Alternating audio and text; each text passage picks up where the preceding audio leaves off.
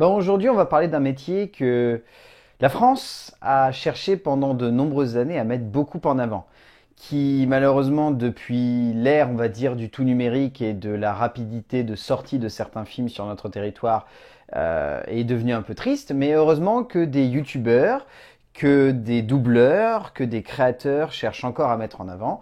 Et c'est important de rappeler que le doublage est une grande partie de l'industrie cinématographique française.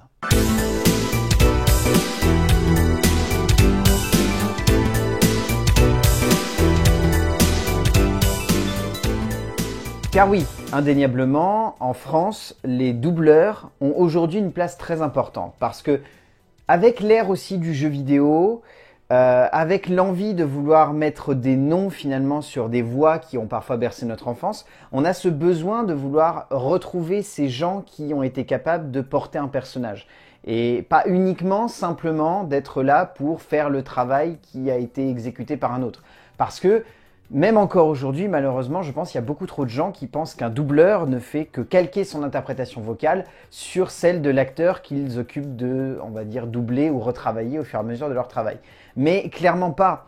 Vous regardez notamment dans les films d'animation, les doubleurs réinterprètent beaucoup leurs personnages, et même parfois, et là je pourrais vous citer des exemples très nombreux, mais il y a des VF qui n'ont littéralement aucune ressemblance de près comme de loin avec le film original. Je pense à un truc tout bête, mais la VF de Wayne's World n'a absolument rien à voir avec le film original porté par Mike Myers.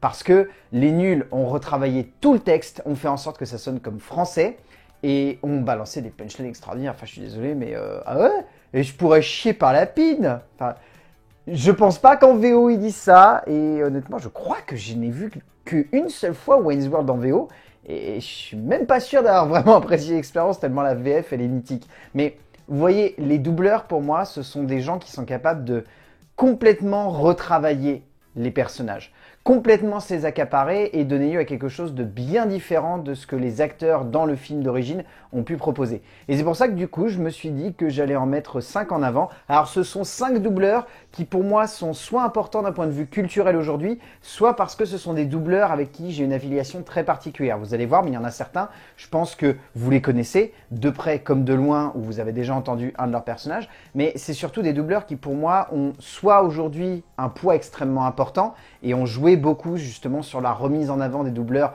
dans le monde culturel français, ou soit parce que je les adore, parce qu'ils ont porté des personnages qui sont devenus cultes et qui pour moi sont légendaires. Donc voilà, vous voyez un petit peu le voyage que l'on va parcourir aujourd'hui. Bon, je voulais commencer par un doubleur qui pour moi est très important aujourd'hui parce que c'est en grande majorité ce doubleur qui a bien remis en avant le monde du doublage et qui a surtout permis à pas mal de gens de pouvoir mettre un visage sur un personnage ou sur une voix. Et cet acteur, donc, c'est Donald Renew. Bon, Donald Renew, vous le connaissez forcément, parce que Donald Renew, aujourd'hui, c'est devenu une figure très populaire, notamment parce qu'il a son live, qui s'appelle le stream, donc dans lequel il met beaucoup en avant les doubleurs, et en manière générale, le monde culturel du doublage.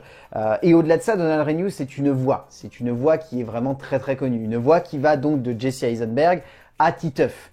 Donc vous voyez le genre, c'est quand même quelqu'un qui est plus que connu. Et bien au-delà de ça, Donald Renew, c'est quand même le doubleur qu'aujourd'hui on s'amuse à recaler un petit peu dans tous les films. C'est presque le personnage, entre guillemets, du doublage qui est devenu un caméo. C'est le Stan Lee du doublage, quoi. C'est extraordinaire, mais Donald Renew, on peut s'amuser des fois dans les films à chercher où est-ce qu'il va popper, et des fois il pop de nulle part, et il a juste une petite interprétation. Et Donald Renew, pour moi, pour vous donner un ordre d'idée à quel point je pense que c'est un homme important, c'est quand on voit l'impact qu'il a sur le monde de la VF. Enfin, je vais prendre un exemple tout bête, mais ce qui me marque, c'est que il y a les mecs de chez Warner qui l'ont contacté donc pour s'occuper de faire la VF du Mortal Kombat, et il a eu une totale liberté là-dessus.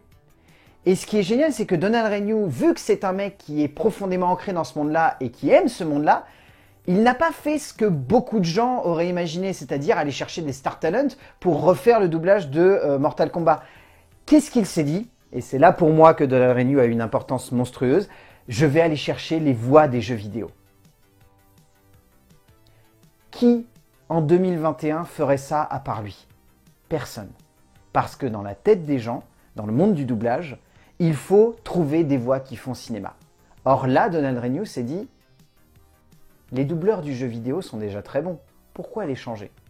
Et ok, ce ne sont pas les doubleurs officiels des 3/4 des acteurs qu'il y a dans ce film. Pour autant, ce sont les doubleurs des personnages des jeux vidéo. Et pour moi, c'est là que Donald Renew a un rôle très important. C'est qu'il est capable de faire un pont entre un univers que parfois on a tendance à dissocier du monde du cinéma, le jeu vidéo, et au-delà de ça, qu'il est capable de prendre conscience qu'un doubleur, s'il s'est accaparé un personnage, peut être capable de le porter sur un autre médium. C'est pour ça que j'avais envie de commencer par Donald Renew. Parce qu'au-delà de ses travaux de doubleur, c'est un mec qui est profondément amoureux du monde du doublage et qui lui rend justice de la meilleure manière possible. Donc Donald Renew, quand je parlais de icône culturelle du monde du doublage, je voulais surtout parler de lui parce que vraiment, aujourd'hui, il a un poids monstrueux. Et je le remercie de s'investir autant dans certains films, certains projets, pour les porter le plus loin possible et en faire quelque chose qui non seulement soit intéressant, mais respecte aussi des fois les fans. Parce que des fois, on a tendance à dire que les fans, c'est pas important. Donald Renew, lui, il a conscience de ça, qu'ils sont importants. Et c'est beau. Le deuxième doubleur, alors pour moi, c'est un doubleur culte. Parce qu'il a doublé 2 acteurs qui, pour moi, sont légendaires. Mais il a surtout une putain de voix. C'est Richard Darbois. Et Richard Darbois, pour vous donner 2 exemples, c'est Harrison Ford et Dan Aykroyd. J'ai cité ces 2-là, c'est pas de manière anecdotique. Parce que Harrison Ford, j'aime Harrison Ford. J'aime les 3/4 des films d'Harrison Ford. Je trouve que la voix de Richard Darbois en VF a rendu certains films d'Harrison Ford encore plus jouissifs. Et Dan Aykroyd parce que les Blues Brothers. Parce que tout simplement, les Blues Brothers, quand j'étais petit, je les ai découverts en VO. Et la voix de Richard Darbois, je l'assimile beaucoup à Dan Aykroyd. Et je trouve qu'il porte vraiment bien ces 2 acteurs. Et au-delà de ça, Richard Darbois, c'est un acteur qui a une voix. Sa voix est assez monumentale, je veux dire. Enfin, c'est le genre de voix... Quand on l'entend, on a un peu des frissons parce que, je ne saurais pas comment vous dire, mais je suis persuadé qu'il fait en sorte d'avoir le micro quasiment juste en dessous de sa gorge parce que vu comment il arrive à tirer certaines cordes vocales vers du grave, où limite ça fait vibrer un petit peu tes enceintes lorsqu'il commence à parler, j'adore sa voix. Sa voix, pour moi, elle porte un film. Sa voix, c'est une voix qui devrait être plus souvent utilisée dans le monde de la VO. Vraiment utiliser sa voix comme voix portant des films juste en termes de narration parce que vraiment il y a des moments où rien qu'imaginer sa voix sur des documentaires qui parfois sont un peu plan-plan et imaginer lui en train de raconter certaines actions, je me dis waouh, ça doit tellement bien porter le film. Mais ouais, Richard Darbois, j'avais envie de le mettre ici parce que pour moi il a une voix. Et parfois les doubleurs aussi, c'est important de rappeler que si on les aime, c'est parce qu'ils ont une voix. Parce qu'ils ont quelque chose qui est particulier dans leur timbre, parce qu'ils arrivent à donner une identité particulière à un personnage ou à un acteur. Et Richard Darbois, c'est exactement ça. C'est le mec qui, par sa voix, est capable de porter un personnage extrêmement loin et surtout de lui donner de la personnalité. Et la personnalité, c'est ce qui fait le chien, entre guillemets, de certains doubleurs. C'est ce qui fait que, lorsqu'on entend leur voix, on se dit « Waouh, ok, je reconnais cette voix, mais j'arrive quand même à croire que ça soit ce personnage qui ait cette voix. » Et c'est ça que j'aime beaucoup avec Richard Darbois. Le suivant, c'est mon chouchou. C'est mon chouchou parce que il a une voix qu'il arrive tellement bien à moduler que peu importe le rôle qu'il joue, on l'aime. Et c'est surtout, au-delà de ça, et on en parlera après pour évoquer un petit peu pourquoi je l'ai mis ici, il a une voix qu'il est capable d'interchanger en fonction du personnage de manière très juste tout en gardant un petit peu le même timbre. C'est Christophe Lemoine. Et Christophe Lemoine, il a... pour vous donner un ordre d'idée, pour les opposer, c'est Cartman ou Sean Astin. Et il a fait tellement d'autres trucs. Enfin, c'est lui qui est responsable des 3/4 des doublages de Assassin's Creed Valhalla. C'est lui qui a fait BoJack pour Borderlands 2. Enfin, c'est un mec qui a une putain de voix. Et qui, au-delà d'avoir une putain de voix, a quelque chose de très particulier. Il y a une spontanéité, en fait, dans sa voix que je trouve assez impactante sur les personnages qu'il joue. Parce que réellement, lorsqu'on entend la voix de Christophe Lemoine, on le reconnaît instantanément. Parce qu'il a un timbre particulier et il a une manière aussi de jouer, que ce soit... Il a un peu le même style, entre guillemets, et la même école que Donald Renew dans le doublage. Parce que c'est vrai qu'on prend les exemples de Cartman, Titeuf et Jesse Eisenberg et Sean Astin, c'est exactement le même travail qu'ils ont. C'est de vouloir jouer avec cette espèce de gros tas de voix qui consiste à construire un personnage comme ça et vraiment essayer de le porter le plus impossible. Et à côté, vouloir jouer avec un timbre de voix un peu plus sobre pour justement faire en sorte qu'avec un acteur normal, ça rentre bien. Et même quand il doit faire des personnages dans la caricature comme BoJack dans Borderlands 2, il arrive quand même à lui donner quelques petits trucs. Enfin, je veux dire, je suis désolé, mais ces répliques genre étalon du cul, ça rend hyper bien. Et tout ça, c'est pour moi le grand travail et la grande réussite de Christophe Lemoine, c'est que c'est un doubleur qui fait partie de cette école qui est capable de moduler et de jouer avec sa voix et de faire en sorte d'énormément la changer. Enfin, c'est tout bête, mais ça fonctionne du feu de Dieu et ça permet surtout de porter des personnages extrêmement loin et surtout d'avoir une palette de jeux extrêmement large. Parce que c'est vrai que c'est pas forcément la chose qu'on met le plus en avant chez les doubleurs, mais Christophe Lemoine en est un bel exemple. Lorsqu'on a envie d'apporter du coffre à un personnage, si on a plein de timbres de voix, on est capable de jouer sur plein de cordes. Et c'est ça en fait la grande force de Christophe Lemoine, c'est qu'il a tellement de cordes en termes de voix qu'il est capable de jouer un personnage sur plusieurs échelles et lui donner tellement de niveaux, on va dire, d'interprétation et de lecture qu'il va être capable vraiment d'interchanger sa prestation en fonction de l'acteur ou du personnage qu'il va devoir doubler. Et c'est ça que je trouve génial et qui, pour moi, fait partie, comme je le disais, de l'école de Don Renew. C'est cette envie de vouloir porter un personnage et d'être capable de jouer avec son timbre de voix pour l'emmener le plus loin possible. C'est ça la grande force de Christophe Lemoine. Le quatrième a un rôle très particulier. Parce que pour moi, c'est l'exemple même du doubleur qui a réussi à aller plus loin et à montrer que c'était un acteur. Et c'est très rare, finalement, les doubleurs qui deviennent acteurs. Il y en a quelques-uns, mais c'est plus une vieille génération qui a réussi à percer dans les années 70-80 et qui ensuite est devenu doubleur. Mais Lucien Jean-Baptiste est un magnifique exemple de l'acteur qui a réussi à montrer qu'être doubleur, c'est être acteur. Et c'est vrai qu'on a tendance souvent à dire qu'un doubleur, c'est une autre manière de jouer et qu'il n'a pas la même formation et donc que du coup, lorsqu'on va le mettre face à une caméra, ça va pas être pareil et ça va peut-être moins bien rendre. Mais pour vous donner un ordre d'idée, Lucien Jean-Baptiste, c'est les voix notamment de Martin Lawrence, parfois aussi de Will Smith, ça dépend un petit peu des films, et également de Turk dans Scrubs. C'est surtout Turk finalement qui l'a rendu assez populaire. Et c'est également un réalisateur.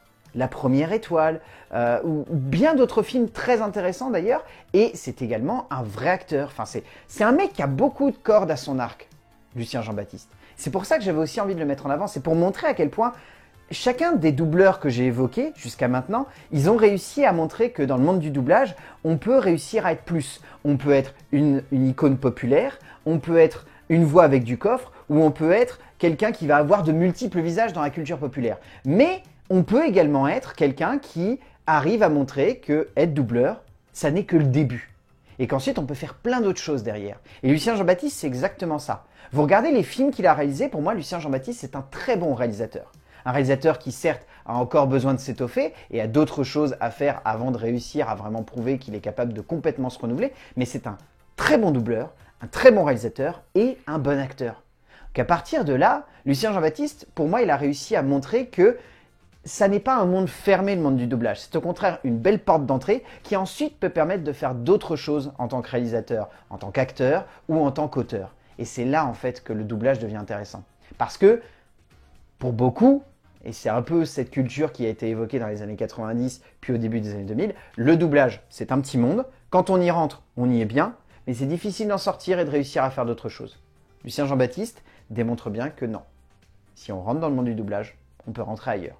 Et c'est pour ça que, au-delà de bien l'aimer, et au-delà de bien aimer ses doublages, je l'aime beaucoup en tant que réalisateur et en tant qu'acteur.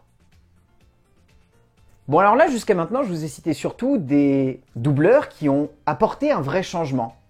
Là, je vais vous en citer un qui n'a pas vraiment fait de changement, on va dire, dans le monde du doublage, ou qui n'a pas apporté grand-chose, mais c'est le fameux doubleur dont je parlais au début, qui fait partie de Plaisir d'enfance puissance 1000, c'est Emmanuel Curtil. Parce qu'Emmanuel Curtil, c'est deux personnages iconiques du cinéma, c'est Jim Carrey et c'est Johnny Knoxville. Et les deux, j'adore leur voix. Bon après, Emmanuel Curtil, il a un truc un peu particulier, c'est-à-dire qu'en gros, il n'est pas forcément capable de plus que ça moduler sa voix. Il a une voix très atypique et il essaye vraiment de jouer le plus possible avec elle, mais sans avoir une immense palette de jeux. Ce qui fait que du coup, lorsqu'on entend sa voix, on la reconnaît quasi instantanément. Mais en même temps, et c'est là que je peux pas être très objectif, il a bercé mon enfance. Et mon adolescence aussi, parce que si je disais enfance pour les Jackass, je suis pas sûr que ça passerait. Mais il a bercé mon enfance avec Jim Carrey, vraiment. Et je le remercierai jamais assez pour ça. Et lorsque j'ai découvert les Jackass, je suis incapable encore aujourd'hui de regarder les Jackass en VO. Parce que sa voix est géniale dans celle de Johnny Knoxville. Et que Rien que quand il dit « Salut, c'est Johnny Knoxville et bienvenue dans Jackass !» Je peux pas regarder en VO et entendre Johnny Knoxville dire « Hi, this is Johnny Knoxville, welcome to Jackass !» Je préfère la VF. Parce qu'il a réussi à retrouver un peu le côté déjanté de Johnny Knoxville et à le retranscrire dans sa voix. Et voilà, Emmanuel Curtil, c'est pas le doubleur qui va changer grand-chose dans le monde du doublage, contrairement aux autres que j'ai évoqués avant, mais c'est celui qui est ma petite Madeleine de Proust. L'acteur de doublage qui me fait tellement retomber en enfance rien que quand j'entends sa voix qu'il fallait absolument que je le cite ici. Donc ouais, il n'a pas apporté grand-chose, on va dire, au monde du doublage. Il a apporté juste les voix iconiques de Jim Carrey et Johnny Knoxville et d'autres bien évidemment. Mais c'est pour ça que j'avais envie de le citer parce que Emmanuel Curtil, c'est le doubleur pour moi de l'enfance et c'est le mec que j'ai vraiment envie de remercier parce que il a égayé en un sens, il a égayé mon amour pour la VF. Et il fait qu'encore aujourd'hui, il y a certains films que j'arrive à regarder en VF grâce à lui et où je me dis que le doublage, c'est pas un truc qu'il faut complètement rejeter, comme ça peut être souvent le cas, parce que on pourra l'évoquer un jour, mais le fameux débat VO-VF, pour moi, c'est grâce à eux qu'il n'y a pas de débat. Parce que eux, ces doubleurs, ils s'investissent tellement dans certains personnages, comme c'est le cas avec Emmanuel Curtil pour Jim Carrey ou Johnny Knoxville, que leur doublage est une nouvelle manière de regarder le film. Donc merci à eux. Bon bah voilà, j'espère que ce petit voyage vous aura plu. Encore une fois, j'ai envie de rappeler que je ne suis pas expert en doublage, mais pour moi, les gens qui parlent de débat VO-VF, c'est un peu triste parce qu'au final, on se ferme à un monde qui est très intéressant, à un monde que je trouve très beau. Le monde du doublage, c'est un monde dans lequel il y a beaucoup de talents, et vraiment de grands talents, qui s'investissent à fond pour donner vie, des fois, à des personnages. Et il est paradoxal de voir des gens s'indigner lorsqu'on dit qu'on a regardé un film en VF, alors que derrière, lorsqu'on a des films d'animation, la VF n'est pas si dérangeante que ça, parce qu'il y a ce miroir, entre guillemets, où on se dit les bouches bougent à peu près au même rythme, mais on se dit c'est pas trop grave. Donc je pense qu'il faut vraiment garder à l'esprit que le monde du doublage, même si aujourd'hui il est devenu très dur, parce qu'on demande des fois à des doubleurs d'être extrêmement rapides, extrêmement saccadés dans leur rythme de travail, on leur demande de faire des doublages en à peine 2 semaines pour des films des fois de 3 heures, ce qui semble indigne parce qu'à une époque ils avaient 6 mois pour s'investir à fond dans un film. Là aujourd'hui c'est devenu la rapidité d'exécution, le fait qu'il ne faut pas que ça fuite, le fait qu'il ne faut pas que les gens découvrent trop de choses. C'est devenu triste parce que ces gens-là n'ont plus le temps de s'investir dans leurs personnages. Et heureusement, il y en a certains qui sont encore très doués, mais je pense à une nouvelle génération qui va certainement avoir du mal à s'habituer à ce rythme de travail, à s'investir dans des personnages. Ça va être compliqué pour eux de vraiment réussir à porter des films sur leurs épaules, en sachant qu'ils auront peut-être des fois pas eu tant que ça le plus possible de temps pour s'investir dans leurs personnages et qui ont peut-être livré des interprétations un peu à l'image malheureusement, et c'est triste à dire, mais du pire doublage qu'il y avait eu à une époque sur Netflix pour un film qui était vraiment une catastrophe. D'ailleurs le film était nul, mais où du coup il y avait une boîte qui s'était occupée du doublage et ils avaient tellement pas eu de temps qu'ils n'avaient pas réussi à s'investir et qu'ils n'avaient pas réussi à doubler le film. C'était peut-être voulu aussi à l'époque, mais en tout cas voilà, c'est pour remettre en avant le fait que les doubleurs c'est très intéressant. Enfin encore une fois, si vous voulez découvrir ce monde-là ou aller un peu plus là-dedans, allez sur la chaîne du Cinéclem qui, lui, reçoit de nombreux doubleurs, il fait même des critiques avec certains doubleurs, ou allez sur la chaîne de Mr. Fox, ce sont 2 personnages du YouTube Game qui sont très calés là-dedans, qui arrivent à les mettre très bien en avant, et merci à eux, d'ailleurs en passant, je mettrai leur lien à la fin de la vidéo. Bref, n'hésitez pas également à mettre vos doubleurs préférés dans les commentaires de cette vidéo, je regarderai ça avec impatience, et d'ici là, je vais vous dire ce que je vous dis à chaque fois à la fin de ces vidéos, regardez des films parce que c'est bien de regarder des films, même en VF, je vous assure. Et on se retrouvera ici pour parler de films et de cinéma, bien évidemment. A plus. Je sais qu'il y en a plein qui vont se foutre de ma gueule lorsque j'ai imité Cartman et Titeuf. Mais vous, que voulez-vous? Moi j'aime bien ça, imiter ces personnages, moi je les trouve très bien. Hein, voilà. Et je vous emmerde, et je rentre à ma maison.